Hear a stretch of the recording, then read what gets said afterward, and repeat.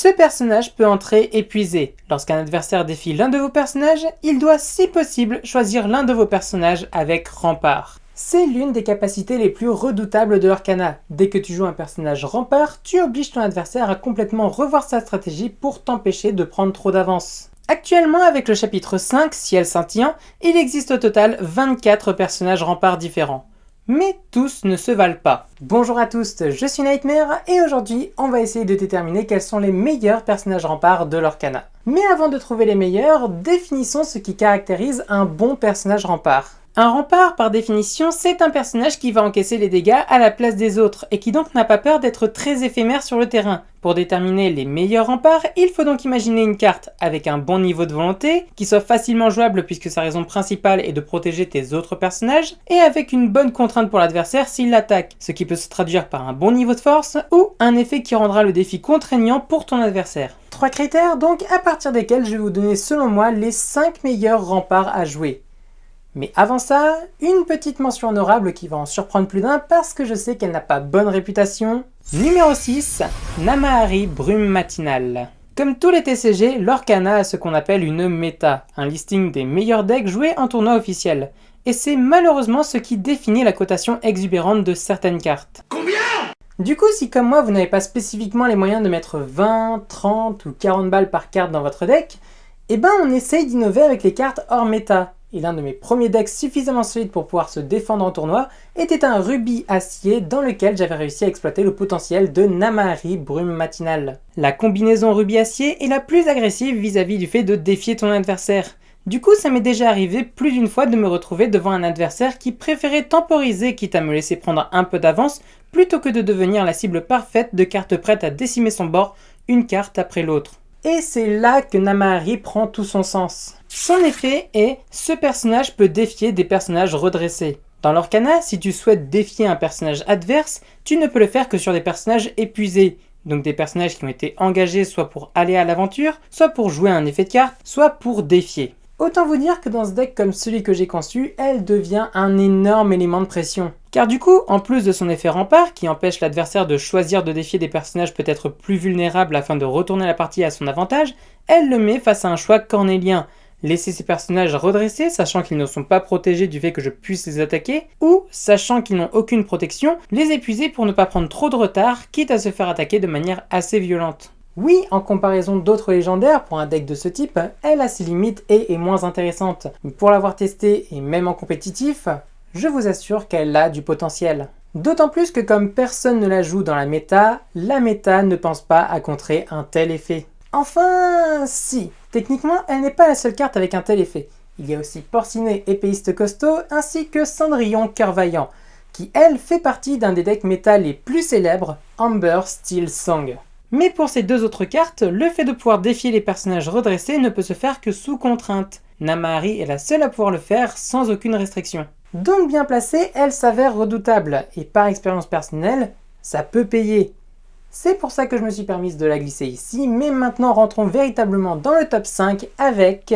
Numéro 5, Simba Lionceau Protecteur. De prime abord, on peut se demander qu'est-ce que cette carte a de si spécial. Pas d'effet supplémentaire, un seul éclat de l'or, des stats correctes mais sans plus. Elle a quoi de si intéressant cette carte? Eh bien, deux choses. Sa couleur et son coût d'invocation.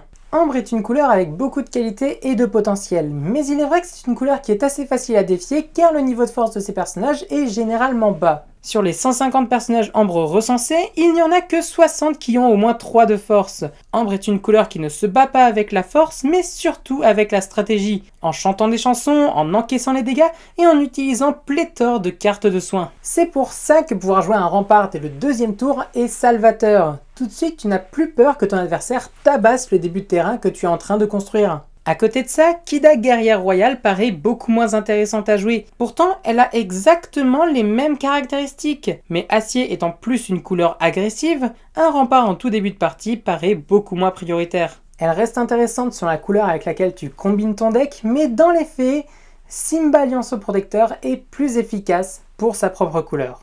Numéro 4, Pluto Protecteur Déterminé. Les personnages remparts qui coûtent beaucoup à l'invocation sont surtout là pour t'assurer de terminer et remporter la partie rapidement, sans avoir à trop te soucier de la force de frappe de ton adversaire. Certains sont théoriquement intéressants à jouer dans un deck spécifique, comme par exemple le Christophe Garderen que tu peux jouer assez rapidement dans un deck rempli de chansons. D'autres sont vraiment pénibles à gérer, comme Hercule Héros Bien-Aimé par exemple. Mais étant le seul rempart avec un niveau de force supérieur à sa volonté, tu as plus vite fait de l'utiliser comme rouleau compresseur que comme véritable mur protecteur. Non, clairement, le meilleur rempart pour t'assurer une victoire en milieu ou fin de partie, c'est plutôt protecteur déterminé. Son effet, au début de votre tour, retirez jusqu'à 3 jetons dommages de ce personnage. C'est-à-dire que si ton adversaire n'arrive pas à lui infliger suffisamment de dégâts, non seulement ton rempart survit, mais en plus, il se régénère. Et le pire, c'est qu'il existe un combo qui le rend super simple à invoquer très rapidement. Ça, c'est plutôt Gentil Cabot, une carte inhabituelle du chapitre 3 qui ne coûte que 1 à l'invocation et qui a comme effet que si tu l'engages, le prochain personnage que tu joues durant ce tour te coûte une encre de moins. Il paraît inoffensif comme ça, avec son niveau de force inexistant, mais si tu joues cet effet et que tu possèdes au moins 4 encres, en le combinant avec la capacité Alter 5 de Pluto protecteur déterminé, tu peux littéralement faire passer le coût d'invocation de ce dernier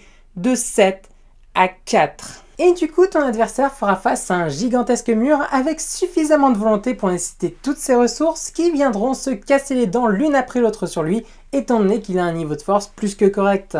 Et s'il échoue, il n'a plus qu'à recommencer, étant donné que Pluto se régénère. Et toi, pendant ce temps, tu peux développer ton jeu sans souci. En plus, les stats de Pluto protecteur déterminé sont juste parfaites pour le protéger des quelques actions bien pénibles, comme Bagarre qui aide à bannir des persos assez faibles, le Grand Génie du Mal qui aide à bannir des persos trop puissants, et même Kansodin sur 20 Zeus qui généralement aide bien à one-shot un personnage adverse. Numéro 3, le prince n'abandonne jamais. Un rempart, par définition, c'est un personnage que tu joues pour qu'il encaisse les coups à la place des autres. Et de fait, combiner cet effet avec la capacité résistance est absolument redoutable. Résistance, c'est un effet qui permet de réduire les dégâts qui sont infligés à un personnage.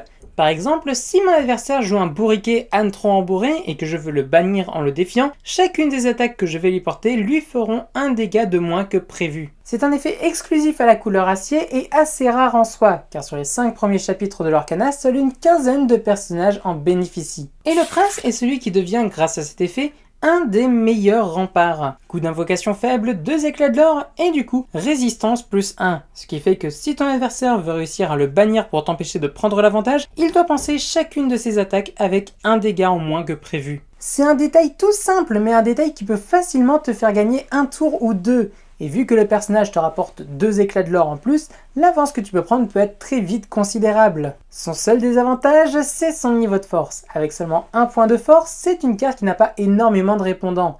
Du coup, contrairement à d'autres remparts, comme cité précédemment dans la vidéo, c'est une carte que ton adversaire aura beaucoup moins d'hésitation à aller défier. Mais c'est une carte qu'il aura aussi beaucoup plus de difficultés à bannir, surtout si tu la joues en début de partie. Numéro 2, Donald Mousquetaire Soldat. La classification mousquetaire est l'une des plus bizarrement construites du jeu. Dans l'Arcana, il y a des classifications comme princesse, méchant ou madrigal par exemple qui sont suffisamment diversifiées pour que tu puisses créer un deck suffisamment efficace autour de ce type de carte. Et puis tu as mousquetaire. Un archétype présent depuis les tout débuts de l'Arcana et qui chapitre après chapitre continue de alimenter sur 3 couleurs différentes, ambre, acier et émeraude. Et la très grande majorité de ces personnages possèdent la capacité rempart. Dans le storytelling, c'est assez bien pensé, étant donné que les mousquetaires sont toujours prêts à s'interposer pour défendre les plus faibles. C'est chouette, c'est cohérent. Mais à jouer, c'est juste contre-productif. Étant donné que la capacité rempart s'active automatiquement dès que tu épuises un personnage qui la possède, en l'envoyant à l'aventure par exemple, elle perd complètement de son intérêt si la grande majorité de tes personnages la possèdent, car au final, plus personne ne se place en cible prioritaire. Et pourtant, certaines de ces cartes sont pensées pour être jouées ensemble, comme Mickey Mouse Mousquetaire qui donne plus de force à tes autres personnages mousquetaires, ou encore Dingo Mousquetaire qui te permet de soigner tes autres personnages mousquetaires. Ça fait beaucoup de mousquetaires. Mousquetaire. Le temps donnera peut-être une certaine cohésion à l'archétype, mais pour l'instant, seules les cartes les plus indépendantes de l'attrait mousquetaire sont véritablement jouées, et surtout jouable. Mini championne mousquetaire est pas mal avec son effet qui te permet de bannir un personnage adverse avec une force de 5 ou plus, idéal pour retourner une partie à ton avantage. Mais pour ça, tu as plus vite fait de jouer le grand génie du mal, c'est tout aussi efficace et ça te coûte moins cher à l'invocation en plus d'être ancrable. Non, l'une des meilleures cartes mousquetaire et rempart à l'heure actuelle, c'est Donald Mousquetaire Soldat. Facile à invoquer, ancrable, des stats de force et de volonté juste ce qu'il faut pour rendre le fait de le bannir pénible pour l'adversaire, et en plus de ça, un très bon effet. Lorsque vous jouez ce personnage, choisissez un personnage qui gagne un éclat de l'or de plus pour le reste de ce tour. Donc fondamentalement, tu joues ton Donald de rempart et ton personnage protégé peut donc sereinement partir à l'aventure pour te rapporter plus d'éclats de l'or que prévu. C'est actuellement un des meilleurs combos que puisse offrir un rempart et ça aurait pu être le meilleur s'il n'y avait pas. Numéro 1.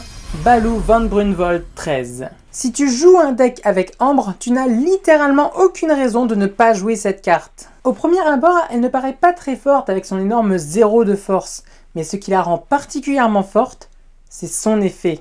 Lorsque ce personnage est banni, gagnez 2 éclats de l'or. Avec un effet pareil, dès que tu le joues, tu mets ton adversaire devant un dilemme qui, plus la partie avance, plus il lui sera fatal. Soit il décide de gérer sans risque cette carte et t'offrir un peu d'avance, soit il temporise pour gérer ton bord intégralement, mais au risque que tu prennes énormément d'avance. Mais le détail qui rend la carte particulièrement horrible pour ton adversaire, c'est que l'effet ne donne aucune précision. Quoi ça veut dire? Dans ce type de jeu, ça paraît rien, mais les effets de cartes les plus simples sont les plus redoutables. Et généralement, pour éviter que des cartes brisent le jeu avec des effets trop puissants, on leur donne des conditions pour rééquilibrer les choses. Par exemple, l'effet de Madame Médusa, la patronne, dit que lorsque vous jouez ce personnage, choisissez un personnage adverse avec une force de 3 ou moins et bannissez-le. Voilà, avec cette carte par exemple, tu peux bannir un personnage adverse assez faible, mais pour les personnages plus forts, tu devras te débrouiller autrement. Ça équilibre les choses, la carte est jouable. Mais pour en revenir à ce bon vieux Baloo, l'effet n'a aucune restriction supplémentaire. Si le personnage est banni, tu gagnes 2 éclats de l'or. Que ton adversaire le fasse en le défiant, en le gérant avec une action comme bagarre ou soyez prête, ou plus insolent encore que tu décides de le sacrifier en défiant un personnage adverse avec, qu'importe la manière, s'il quitte le terrain pour aller en défausse, tu gagnes 2 éclats de l'or. Pour un personnage dont l'intérêt premier est de prendre les coups à la place des autres, tu ne peux pas faire d'effet plus fort que ça. Le jouer, c'est s'assurer de pouvoir avancer vers l'objectif sereinement au moins un temps, ainsi que décrocher un magnifique « Oh bordel pas lui !» de la part de ton adversaire. Et c'est pour ça qu'il est naturellement le meilleur rempart actuel de l'Orcana. Le meilleur numéro 1. Voilà, cette vidéo touche à sa fin. Est-ce que vous auriez mis ces cartes-là dans ce top? N'hésitez pas à me le dire dans les commentaires, likez, partagez et jouez le deck qui vous plaît. Et moi je vous dis à la prochaine pour de nouvelles vidéos. Ciao!